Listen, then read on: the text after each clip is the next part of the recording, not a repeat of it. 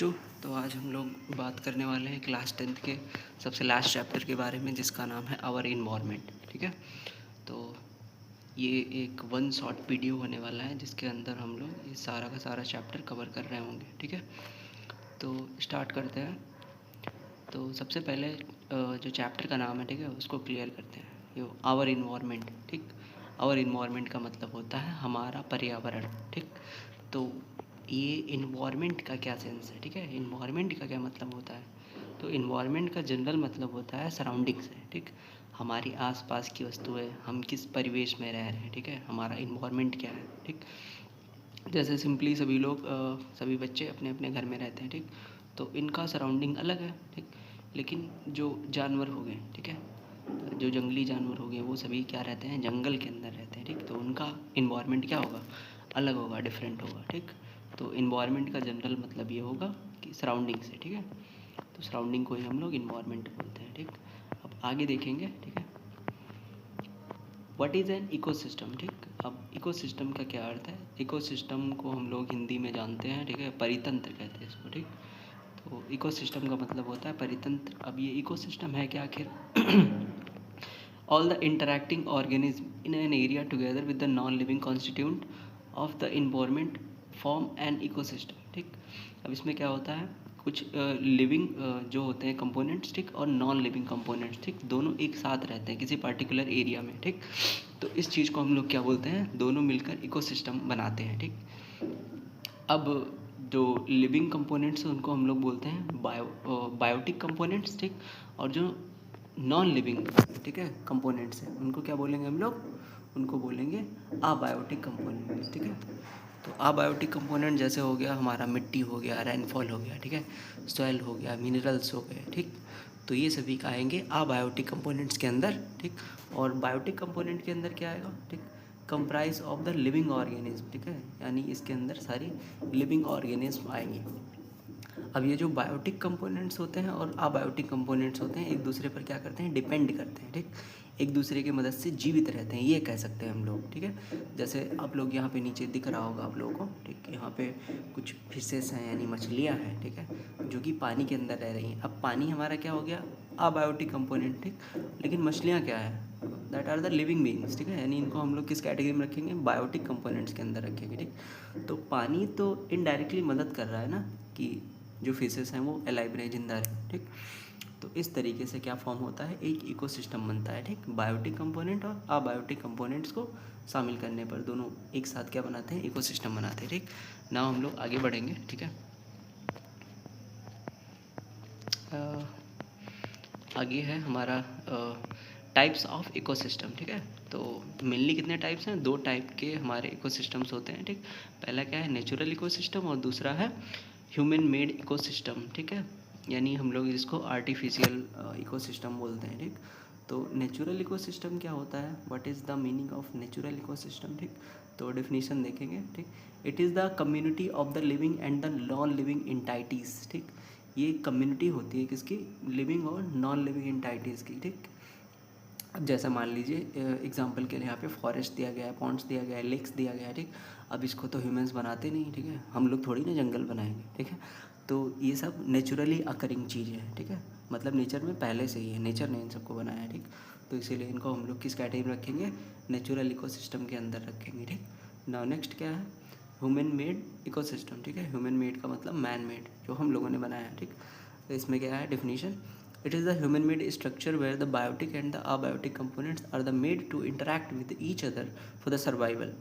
तो जो man made structure है, ठीक है, बायोटिक और अबायोटिक कंपोनेंट्स को शामिल करके, जैसे मान लीजिए कि अब हम किसी पार्टिकुलर रीजन में, ठीक है, हम लोग धान या फिर गेहूं की खेती करते हैं। ठीक, तो हम लोग उसका स्ट्रक्चर खुद से तैयार करते हैं। ठीक है, तो वो किस कैटेगरी के अंदर आएगा, ह्यूमन मेड इकोसिस्टम के अंदर आएगा। ठीक, हमारे घरों में हम लोग जानते हैं कि एक्वेरियम्स हो गए, ठीक है, जिसमें हम लोग मछली पालन करते हैं छोटी सी जगह में, जार के अंदर। ठीक, तो उसके लिए भी हम लोग क्या करते हैं, उसके लिए भी एक कंडीशन डिसाइड करते हैं। ठीक, कि पानी फिल्टर होना चाहिए, पानी बदलना चाहिए, नहीं तो सर्वाइवल में क्या होगी, प्रॉब्लम होगी मछलियों की। ठीक है, और यहाँ पे क्या है, जैसे ये सब लेक्स वगैरह हो गए यहाँ पे दिया गया है। ठीक है, ये फिगर्स, ठीक, ये सारे क्या है, ये नेचुरल के अंदर आएंगे। ठीक, और जो हम एक्वेरियम्स बनाते हैं, ठीक है, घरों में छोटे छोटे जो जार नुमा स्ट्रक्चर्स होते हैं, ठीक है, वो सब आएंगे ह्यूमन मेड इकोसिस्टम के अंदर। ठीक, अब हम लोग आगे बढ़ेंगे। ठीक है, अब ये नेक्स्ट जो टॉपिक है, ठीक है, टाइप्स ऑफ ऑर्गेनिज्म। ठीक है, यानी ऑर्गेनिज्म के कौन कौन से टाइप हैं। ठीक, तो टाइप्स ऑफ ऑर्गेनिज्म का मतलब होता है कितने टाइप के ऑर्गेनिज्म हैं। ठीक है, तो देयर आर द क्लासिफाइड, इनको 3 भागों में क्लासीफाई किया गया है। ठीक है, पहला है प्रोड्यूसर्स, दूसरा है कंज्यूमर्स और तीसरा है डीकम्पोजर्स। ठीक, तो पहला जो प्रोड्यूसर्स है, ठीक है, उसकी डिफिनीशन क्या है, all the green plants and the certain bacteria which can produce food by the photosynthesis are called the producers। ठीक, तो प्रोड्यूसर्स किसे कहेंगे, प्रोड्यूसर्स का मतलब होता है जो फोटोसिंथेसिस की क्रिया करके, फोटोसिंथेसिस रिएक्शन करके, ठीक है, ग्रीन प्लांट्स बेसिकली उनके अंदर होता है और कुछ बैक्टीरियाज होते हैं। ठीक, तो ये अपना भोजन खुद बनाते हैं। ठीक है, पत्तियों के अंदर, ठीक है, सेल्स के अंदर। ठीक, ये अपना भोजन खुद बनाते हैं, इसीलिए इनको क्या कहा गया है, प्रोड्यूसर्स कहेंगे। ठीक है, यानी उत्पादक कहते हैं हिंदी में। ठीक, और नेक्स्ट जो है वो कंज्यूमर्स है। कंज्यूमर्स का मतलब होता है वैसे लिविंग एंटाइटीज़, ठीक है, यानी वो लिविंग बींग्स जो प्रोड्यूसर्स पे डायरेक्टली या फिर इनडायरेक्टली डिपेंड करते हैं। ठीक, यानी ये इन पे क्या करेंगे, डिपेंड करते हैं। ठीक, तो इन सबको हम लोग किस कैटेगरी में रखेंगे, कंज्यूमर्स के अंदर रखेंगे। ठीक, जैसे हम लोग भी क्या हैं, ह्यूमन जो है एक कंज्यूमर की कैटेगरी में आता है। ठीक है, क्योंकि हम लोग भी सब्जियां, फल, ठीक है, फ्रूट्स, दालें, इन सब पर हम लोग डिपेंड करते हैं। ठीक है, ये सारी चीज़ें अगर नहीं होंगी तो हम लोग खाएंगे क्या। ठीक, तो हम लोग भी किस कैटेगरी में आएंगे, कंज्यूमर्स की कैटेगरी में आएंगे। ठीक, नाउ द लास्ट जो थर्ड कैटेगरी है, ठीक है, ऑर्गेनिज्म की, उसको हम लोग बोलते हैं डीकम्पोजर्स। ठीक है, डीकम्पोजर्स का मतलब होता है जो डीकम्पोज करे। ठीक, तो डेफिनेशन क्या है, the micro organism that converts the dead remains of the plants, यानी वो माइक्रो ऑर्गेनिज्म जो क्या करता है, dead remains of the plants, यानी जो डेड प्लांट्स हो गए, ठीक है, एनिमल्स हो गए, ठीक, उनको डिकम्पोज करके क्या करे, उनको एकदम सड़ा गला दे। ठीक है, यानी नेचर की साफ़ सफाई करने के लिए, ठीक है, हम लोग डीकम्पोजर्स की सहायता लेते हैं। ठीक है, जैसे मान लीजिए ये हम लोग कहीं पे टहनी फेंक दे तोड़ के, ठीक है, तो कुछ दिन बाद वो टहनी ऑटोमेटिक क्या होगी, सड़गल के गायब हो जाएगी। ठीक, तो यहाँ पे कुछ माइक्रो ऑर्गेनिज्म का रोल होता है, उन्हीं को हम लोग किस कैटेगरी में रखेंगे, डीकम्पोजर्स की कैटेगरी में रखते हैं। ठीक है, कुछ फंजाई हो गए और बैक्टीरियास हो गए, ठीक, जो डीकम्पोजर्स होते हैं। ठीक, डीकम्पोज करते हैं बॉडीज़ को। ठीक, ना हम लोग आगे बढ़ेंगे। तो यहाँ पर कुछ इमेज दिए गए हैं। ठीक है, यहाँ पर कुछ इमेज दिए गए हैं प्रोड्यूसर्स के, ठीक है, कंज्यूमर्स के और डीकम्पोजर्स के। ठीक, तो हम लोग देखेंगे यहाँ पर जो प्लांट होता है, ठीक है, वो किस कैटेगरी में आएगा, प्रोड्यूसर्स की कैटेगरी में आएगा, क्योंकि फोटोसिंथेसिस से क्या करता है, अपना भोजन खुद बना लेता है। ठीक है, और जो कंज्यूमर्स है उसमें देखिए आप लोग, ये चिंपैंजी है, बंदर है, आई डोंट नो। ठीक है, और ये आई थिंक ये जुआ है जो बालों में होता है। ठीक है, तो ये सारे के सारे क्या है, ये सब कंज्यूमर्स हैं। ठीक, यानी डिपेंड करते हैं किसी ना किसी चीज़ पे। ठीक, और बाकी यहाँ पे क्या है, ये है डीकम्पोजर्स। ठीक है, डीकम्पोजर्स का मतलब जो बॉडीज़ को डिकम्पोज करते हैं, पेड़ पौधों को डिकम्पोज करते हैं। ठीक है, तो आगे बढ़ेंगे हम लोग। तो हम लोग फूड चेन को देखेंगे। ठीक है, फूड चेन क्या है आखिर। ठीक, तो यहाँ पे जो डेफिनेशन दी गई है, ठीक है, इसके हिसाब से देखेंगे तो the series of the organism taking part at the various biotic level form a food chain. ठीक, अब सिंपल इसका मतलब ये हो गया कि जो सीरीज ऑफ ऑर्गेनिज्म है, ठीक है, यानी कि डिफरेंट बायोटिक लेवल्स पे ये एक दूसरे को टारगेट करते हैं। ठीक है, यानी ईट करते हैं एक दूसरे को। ठीक है, सबसिक्वेंटली। ठीक, ताकि जो एनर्जी का ट्रांसफ़र है वो हो सके। ठीक है, अब यहाँ पे ईच स्टेप, ठीक, ईच स्टेप और the level of the food chain forms a trophic level, यानी जो प्रत्येक चरण होता है, ठीक, एक ट्रॉपिक लेवल फॉर्म करता है। ठीक है, द ऑटोट्रॉप्स, ठीक, द ऑटोट्रॉप्स प्रोड्यूसर्स, इन्हीं को हम लोग प्रोड्यूसर्स कहते हैं, ऑटोट्रॉप्स को। मैंने ऑटोट्रॉप्स पढ़ाया है पहले ही। ठीक है, ऑटोट्रॉप्स वे ऑर्गेनिज्म है जो अपना खाना, अपना भोजन खुद बनाते हैं। ठीक है, इनको हम लोग प्रोड्यूसर्स भी कहते हैं। ठीक, और द फर्स्ट ट्रॉपिक लेवल, तो फर्स्ट ट्रॉपिक लेवल पे कौन आएगा,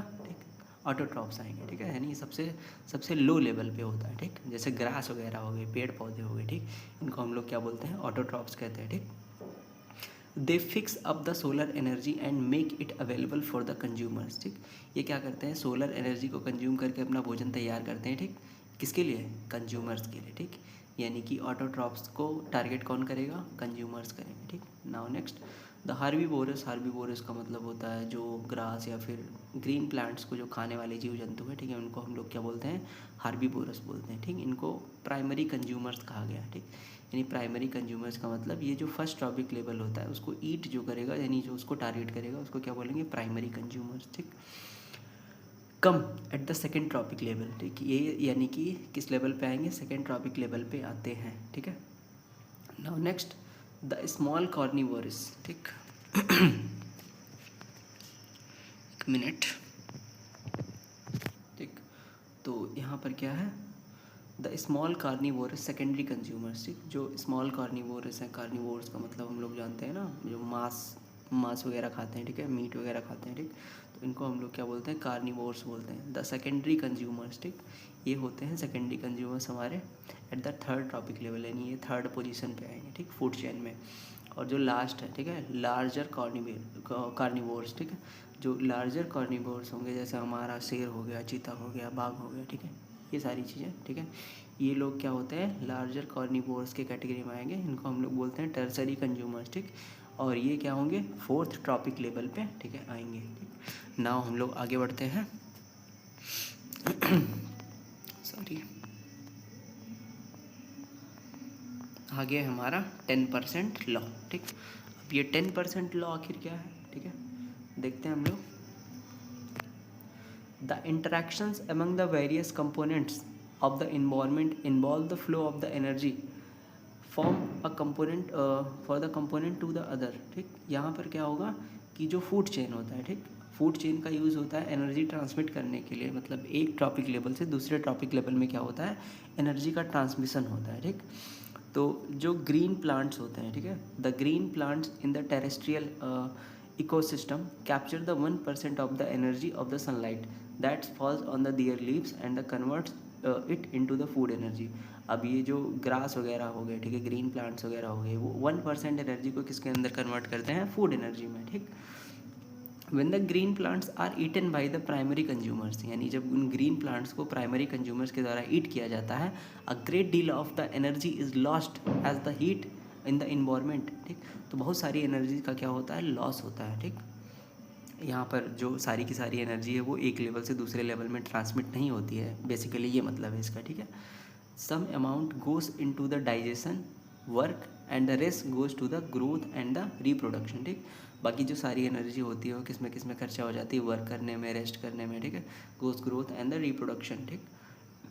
एन एवरेज ऑफ द 10%, यानी मोटा मोटा जो 10% एनर्जी है, ठीक है, of the food eaten is turn into the own body and made available for the next level, ठीक। ये जो 10% ऑन एवरेज, ठीक है, 10% जो एनर्जी होती है, ठीक है, वो बॉडी के अंदर रिमेनिंग रह जाती है, यानी रह जाती है, ठीक, जो कि नेक्स्ट लेवल के लिए, नेक्स्ट टॉपिक लेवल के लिए क्या होती है, अवेलेबल होती है, ठीक है। यहाँ पर क्या है आगे, therefore the 10% can be taken as the average value for the amount of the organic matter that is present at the each step, ठीक। यानी हर ट्रॉपिक लेवल में लगभग 10% जो एनर्जी होती है वो नेक्स्ट ट्रॉपिक लेवल में ट्रांसफ़र होने के लिए रेडी होती है, ठीक। That is known as the 10% law, ठीक। अब आगे देखते हैं हम लोग, ठीक। यहाँ पर फूड चेन में डिफरेंट ट्रॉपिक लेवल्स दिखाए गए हैं, ठीक। जैसे यहाँ पे सबसे नीचे क्या है, प्रोड्यूसर्स हो गए, प्रोड्यूसर्स का मतलब ग्रीन प्लांट्स वगैरह हो गए, ठीक। सेकंड पे है अपना प्राइमरी कंज्यूमर्स, यानी जो हार्बीवोरस हो गए, ठीक। अब एग्जांपल के लिए मान लेते हैं प्रोड्यूसर्स में ग्रास हो गया, ठीक है, ग्रास, ठीक। अब जो ग्रास होगी उसको कौन खाएगा, मान लेते हैं ग्रास होपर खाता है, ठीक है, यानी टिड्डा खाता है, ठीक। टिड्डे को जो स्मॉल कार्निवोरस हो गए, ठीक, जैसे मान लीजिए कि कोई भी इंसेक्ट हो गया, ठीक है, जो उससे बड़ा होगा थोड़ा, जैसे मान लीजिए कि चील वगैरह हो गई, ठीक है, मतलब कोई बर्ड हो गई जो इंसेक्ट को सिंपली खाता है, और जो चील वगैरह हो गई, ठीक, उनका शिकार कौन करेगा, बड़े लेवल पे जो कार्निवोरस होंगे, ठीक है, जैसे मान लीजिए शेर, चीता, ठीक है, ये सब क्या होते हैं, ये होते हैं टर्सरी कंज्यूमर्स, ठीक है, सबसे लास्ट में फूड चेन में टॉप पर आते हैं, ठीक। नाउ नेक्स्ट, अब क्वेश्चन ये है कि why only the 4 trophic levels, ठीक है, यानी 4 ही ट्रॉपिक लेवल्स क्यों हैं, ठीक। तो इसका रीज़न ये हुआ, ठीक है, इसका रीज़न क्या है यहाँ पर देखेंगे, ठीक है। only a little amount of the energy is available for the next level of the consumers।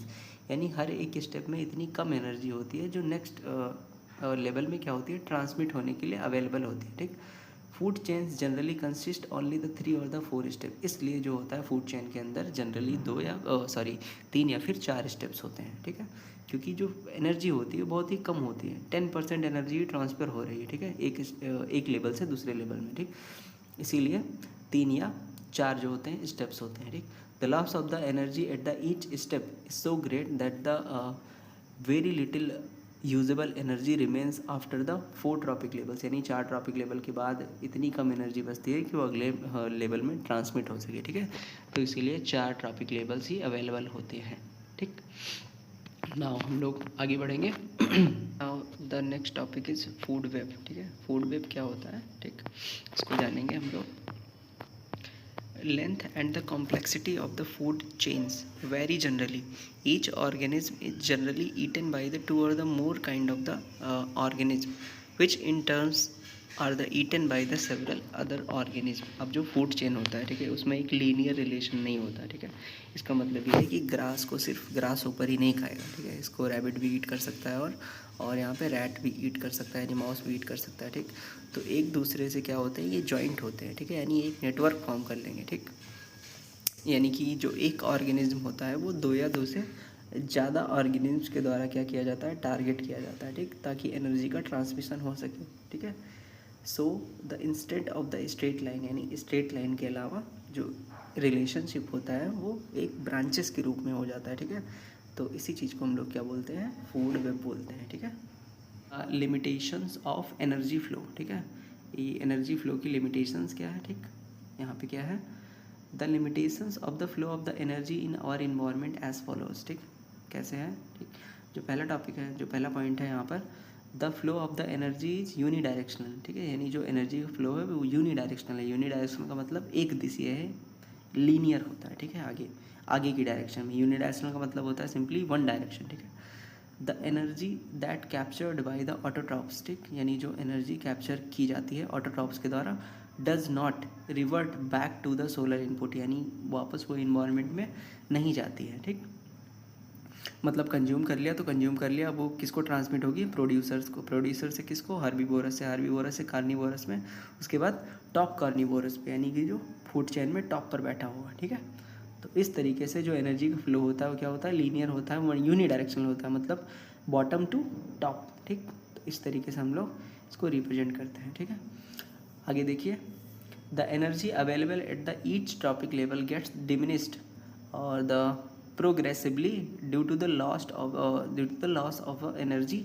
Eight the each level. ठीक है, कुछ ना कुछ एनर्जी क्या होती है, लॉस होती रहती है। ठीक है, तो इसलिए क्या होगा, जो एनर्जी होगी लास्ट में, ठीक है, बहुत ही कम एनर्जी मिल पाएगी इसको, जो टॉप पर बैठा होगा। ठीक है, तो नाउ नेक्स्ट हम लोग देखेंगे बायोलॉजिकल मैग्नीफिकेशन। ठीक है, तो बायोलॉजिकल मैग्नीफिकेशन क्या होता है, ठीक, the increasing concentration of a substance such as the toxic chemical in the tissues of the organism at the successively higher levels in the food chain is known as the biological magnification। ठीक, तो जो concentration होता है, ठीक है, toxic substance का, ठीक, वो धीरे धीरे जैसे जैसे हम लोग फूड चेन में सबसे टॉप लेयर पे जाएंगे, सबसे टॉप लेवल पे जाएंगे, ठीक है, वहाँ पर जो टॉक्सिसिटी होती है, यानी जो टॉक्सिक केमिकल्स का जो कंसंट्रेशन होता है वो सबसे ज़्यादा होता है। ठीक, इसको हम लोग क्या बोलते हैं, बायोलॉजिकल मैग्नीफिकेशन कहते हैं। अब ये एक्यूमुलेट कैसे होता है, ठीक, टॉक्सिक सब्सटेंस टॉप लेवल पे, ठीक है, देखेंगे।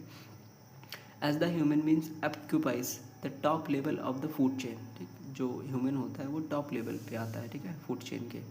The maximum concentration of the chemicals get accumulated in our bodies. इसलिए जो सारे के सारे जीव जंतु होंगे वो कुछ ना कुछ केमिकल्स क्या होंगे, अपने अंदर एक्यूमुलेट किए होते हैं। अब चूँकि हम लोग टॉप लेवल पर हैं, ठीक है, टॉपिक लेवल फूड चेन के टॉप लेवल पर हैं, तो सारा का सारा जो कंसनट्रेशन होगा टॉक्सिक सब्सटेंस का वो हमारे अंदर ही क्या होगा, सबसे ज़्यादा होगा। ठीक, that's why the food grains such as the wheat and the rice, fruit, vegetables and the meat contains the pesticide residues। ठीक, तो इन सभी के अंदर कुछ ना कुछ मात्रा क्या होती है, पेस्टिसाइड्स की होती है, जो धीरे धीरे हमारे बॉडी में क्या होता है, एक्यूमुलेट होता रहता है, ठीक है, इकट्ठा होता रहता है। ठीक, इन्हीं को हम लोग क्या बोलते हैं, इस फिनोमिना को बोलते हैं बायोलॉजिकल मैग्नीफिकेशन, ठीक। तो इन शॉर्ट बायोलॉजिकल मैग्नीफिकेशन का मतलब ये होगा कि बॉटम टू टॉप जाने पर, ठीक है, बॉटम से टॉप पे जाने पर धीरे धीरे धीरे धीरे जो टॉक्सिक केमिकल्स होते हैं हमारे अंदर एक्यूमुलेट होते रहते हैं। इस चीज़ को क्या बोलते हैं हम लोग, बायोलॉजिकल मैग्नीफिकेशन, ठीक है। ये क्यों होता है, क्योंकि जो राइस हो गया, फ्रूट हो गए, ठीक है, वेजिटेबल्स हो गए, आजकल खेतों में पेस्टिसाइड वगैरह यूज़ किए जाते हैं, ठीक, जिसके हम लोग कंजप्शन करते हैं, ठीक है, सब्जी वगैरह के रूप में हम लोग खाते हैं, मीट में हो गया, ठीक है। तो ये सारी केमिकल्स हैं जो कि हानिकारक हैं, धीरे धीरे हमारे बॉडी में एक्यूमुलेट होते रहते हैं। That is known as the biological magnification, ठीक। नाउ नेक्स्ट हम लोग बात करेंगे, ठीक है, ओजोन लेयर की, ठीक। तो ओजोन लेयर होता है वो ट्राई एटॉमिक मॉलिक्यूल होता है, ठीक है, यानी कि जो ऑक्सीजन होता है उसमें 3 एटम्स होते हैं ऑक्सीजन के, ठीक। तो यहाँ पर देखेंगे हम लोग, ठीक। Ozone is a molecule formed by the 3 atoms of the oxygen, यानी ओजोन एक मॉलिक्यूल है, ठीक है, जो कि ऑक्सीजन के 3 एटम शामिल होने से बनता है, ठीक। Oxygen ozone is the deadly poisonous, ठीक है, ये जो होता है ये एक पॉइजन होता है, ठीक है, पॉइजनस होता है, ठीक। However at the higher level of the atmosphere, ठीक, at the higher levels of the atmosphere मतलब ऊपरी सतह पर, ठीक है, एटमॉस्फेयर के टॉप पर होता है, ठीक है, ऊपर पाया जाता है, इसकी कंसंट्रेशन एटमॉस्फेयर में ऊपर की तरफ ज़्यादा होती है, ठीक। It performs and the essential function, it seals the earth surface from the ultra violet radiation from the sun, यानी जो सन से अल्ट्रा वायलेट रेस आती है, यूवी रेस आती है, उनसे हमको क्या करता है, प्रोटेक्शन देता है, एक सील्ड का काम करता है बेसिकली, ठीक है। This radiation is highly damaging to the organism and can causes the skin cancer in the humans, ठीक है। तो ये रेडिएशन इतनी ज़्यादा खतरनाक होती है, यूवी रेडिएशन, ठीक, कि ये जो स्किन कैंसर का कारण हो सकती है, ठीक है। हमारी स्किन अगर एक्सपोजर जैसे रहे, ठीक है, हम बहुत ज़्यादा धूप में रहते हैं, ठीक है, तो टिश्यूज़ डैमेज होने का खतरा होता है, जिसको हम लोग क्या बोलते हैं, स्किन कैंसर बोलते हैं, ठीक। तो हमको एक प्रकार से प्रोटेक्शन दे रहा है कौन, O3, ठीक है, दैट इज़ ओजोन, ठीक। ओजोन, ठीक। नाउ आगे देखेंगे, ठीक, कि ozone at the higher level of the atmosphere is a product of the UV radiation acting on the O2, ठीक। अब ये हायर लेवल पे, ठीक है, एटमॉस्फेयर के टॉप लेवल पे जो O3 होती है वो फॉर्म कैसे होगी, एक्शन होता है किसका, यूवी रेडिएशन का, किस पे, ऑक्सीजन मॉलिक्यूल पे, ठीक। तो यहाँ पर हम लोग देखेंगे रिएक्शन के माध्यम से जो O2 मॉलिक्यूल है वह यूवी रेडिएशन से ब्रेक हो जा रहा है 2 ऑक्सीजन अलग अलग मॉलिक्यूल्स में, ठीक है। उसके बाद यही जो फ्री ऑक्सीजन है, ठीक है, यानी जो मोनो एटॉमिक ऑक्सीजन है, ठीक है, अकेला ऑक्सीजन है, ये बहुत ही हाईली रिएक्टिव होता है, इसलिए रिएक्ट कर लेता है किससे, डाई एटॉमिक मॉलिक्यूल से, ठीक है, और ये क्या बना लेता है, O3 बना लेता है, ठीक है, टॉप लेयर पर, ठीक। These atoms then combine to form the ozone, यानी कि ये जो ऑक्सीजन है, ठीक है, डाईएटॉमिक ऑक्सीजन और ये जो मोनो एटॉमिक ऑक्सीजन है, ये दोनों कंबाइन करके क्या बना लेंगी, O3 बना लेंगी, ठीक। नाउ हम लोग आगे बढ़ते हैं, सॉरी, यहाँ पर एक डेमोस्ट्रेशन दिया गया है, ठीक है, कि सन से कैसे यूवी रेस आ रही हैं, और यहाँ पर जो आउटर लेयर है, ठीक है, ये ओजोन की आउटर लेयर है, ठीक, जो कि क्या कर रही है, ओजोन लेयर जो है वो बचा रही है यूवी रेडिएशन से, ठीक है। तो आगे चलेंगे हम लोग, ठीक। अब ये क्या है, नेक्स्ट टॉपिक इस the depletion of the ozone, ठीक है। डिप्लेशन का मतलब होता है क्षरण या फिर पतला होना, ठीक है। ओजोन लेयर का पतला होना ही क्या है, डिप्लेशन ऑफ द ओजोन, ठीक। अब हम लोग इसके कॉजेस पढ़ेंगे कि कैसे ये जो है पतली हो जाती है ओजोन लेयर, ठीक है। यहाँ पर एक डेमोन्स्ट्रेशन दिया गया है, ठीक है, यहाँ पर फिगर में एक ब्लू कलर का जोन है, ठीक है। इसका मतलब है इस वाले रीजन में जो ओजोन की कंसंट्रेशन है वो बहुत ज़्यादा क्या है, कम है, ठीक है। अब यहाँ पे हम लोग देखेंगे रीज़न बिहाइंड दीज एस्पेक्ट्स, ठीक। The amount of the ozone in the atmosphere begin to drop sharply in the 1980s, यानी 1980s में देखा गया कि जो ओजोन की मात्रा है, ठीक है, यानी अमाउंट ऑफ ओजोन है जो एटमॉस्फेयर में है, ये शार्पली क्या हो रही है, ड्रॉप होने लगी, यानी धीरे धीरे धीरे धीरे गिरने लगी, ठीक है। This decline has been linked to the synthetic chemicals like the chlorofluorocarbon, जिसको हम लोग शॉर्ट में CFC कहते हैं, ठीक है, which are the used as the refrigerants, ठीक है, and in the fire extinguishers, ठीक, जो हमारे अग्निशामक यंत्र है, ठीक है, और जो हमारे फ्रीजर्स हैं, ठीक है, जो ठंडा करते हैं, ठीक है, और सामान को बचाते हैं, ठीक है, ख़राब होने से, ठीक। तो इन सब में जो गैस यूज़ की जाती थी, बहुत ही हानिकारक गैस, जिसका नाम है CFC, ठीक है। यही मेन कारण है किसका, ओजोन डिप्लेशन का, ठीक है। In the 1987 the united nation environment programme, ठीक है, इसको हम लोग शॉर्ट में कहते हैं UNEP, ठीक है, succeed in the foreign the arrangement to the freeze the CFC production in the 1980s level, ठीक। तो 1980s में इसने क्या किया, डिसाइड किया कि अब हम लोग इसको क्या करेंगे, फ्रीज कर देंगे, इसको बनाना बंद कर देंगे, ठीक है। It is now the mandatory for the all companies to make the CFC free refrigerants, ठीक है, थ्रू आउट द वर्ल्ड, यानी सारे के सारे वर्ल्ड में ये नोटिस चला गया, ठीक है, सबको, कंपनीज़ को, कि अब हम लोग जो भी बनाएंगे रेफ्रिजरेंट्स, ठीक है, रेफ्रिजरेटर्स, उसमें क्या होगा, CFC नहीं होगी, CFC फ्री बनाना पड़ेगा, ठीक है। नाउ नेक्स्ट, अब ये गार्बेज क्या है, गार्बेज का मतलब आप लोग जानते होंगे, कूड़ा कचरा, ठीक है। तो गार्बेज का सिंपली मतलब होता है कूड़ा कचरा, ठीक है। तो garbage refers to the trash waste materials and unwanted और द यूज्ड प्रोडक्ट, ठीक है, जो हम लोग घर में यूज़ कर चुके होते हैं, ट्रैश वेस्ट मटेरियल्स, उन्हीं को हम लोग क्या बोलते हैं, गार्बेज बोलते हैं, ठीक। अब जो गार्बेज होता है वो सिंपली दो टाइप का होता है, ठीक। एक तो जो डिकम्पोज हो जाए, ठीक है, डिकम्पोज होगा, उसको हम लोग बोलते हैं बायोडिग्रेडेबल, ठीक, वेस्ट। और जो नहीं सड़े गलेगा, ठीक है, उसको क्या बोलते हैं हम लोग, उसको हम लोग बोलते हैं नॉन बायोडिग्रेडेबल वेस्ट बोलते हैं, ठीक है, जो सड़ता गलता नहीं है, ठीक है, उसको बोलते हैं हम लोग नॉन बायोडिग्रेडेबल, ठीक, वेस्ट। जैसे प्लास्टिक हो गया, ठीक है, और प्लास्टिक हो गया, और बहुत सारी चीज़ें हैं, ठीक है, जो कि समय के साथ वैसे ही रहती हैं, ठीक है, डिकम्पोज नहीं होती, ठीक। ना इनका क्लासिफिकेशन क्या है, ठीक है, गार्बेज को कैसे हम लोग क्लासीफाई कर पाएंगे, एक तो हो जाएगा बायोडिग्रेडेबल, ठीक, वेस्ट, और दूसरा हो जाएगा नॉन बायोडिग्रेडेबल वेस्ट, ठीक है। इसमें क्या पढ़ना है हमको, देखेंगे, the substance that are the broken down by the biological process are called the biodegradable, यानी हम किसी भी बायोलॉजिकल प्रोसेस से अगर इसको ब्रेक डाउन कर पाएँ, ठीक है, यानी ख़त्म कर पाएँ, इसको नेचर से गायब कर पाएँ, वैनिश कर पाएँ, that is known as the biodegradable, ठीक है। इसको किस कैटेगरी में रखेंगे, बायोडिग्रेडेबल में रखेंगे। और नॉन बायोडिग्रेडेबल का मतलब क्या होता है, वेस्ट का substance that can not be broken down by the enzyme action are called the non biodegradable, ठीक है। एंजाइम एक्शंस के थ्रू इसको अगर हम ब्रोक नहीं कर पा रहे हैं, छोटे छोटे पीसेस में नहीं तोड़ पा रहे हैं, ठीक है, या फिर डिकम्पोज नहीं कर पा रहे हैं, that is known as non biodegradable waste, ठीक है। तो इसके साथ ये चैप्टर ख़त्म होता है, ठीक है। थैंक यू, आई होप आपको क्लियर होगा। अगर कोई भी टॉपिक रह गया हो आपका, ठीक है, जो समझ में नहीं आया हो, आप कमेंट के माध्यम से मुझे बता सकते हैं। तब तक के लिए पढ़ते रहिए, ठीक है, तैयारी को जारी रखिए। Thank you.